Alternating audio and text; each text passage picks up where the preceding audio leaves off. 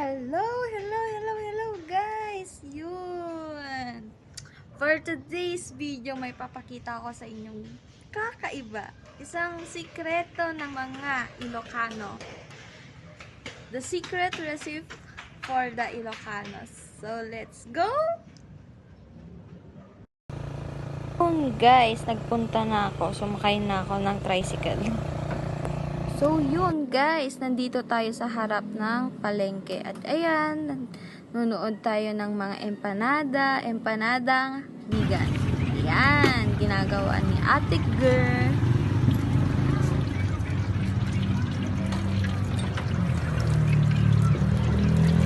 Guys, nagmamassage na sa Ate Girl ng empanada vegan, Ilocos Sur.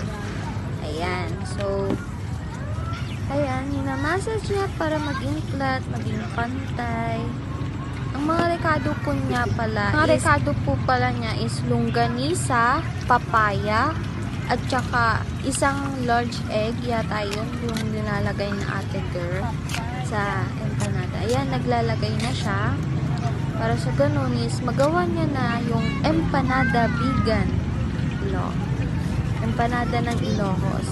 Ayan, naglalagay na siya guys. Bago yun, syempre, lulutuin niya muna yan.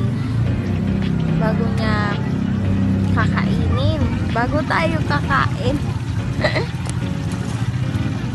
Yun guys, medyo patapos na siya dyan. Tsaka ipriprito niya para naman makain ng mga customer po niya.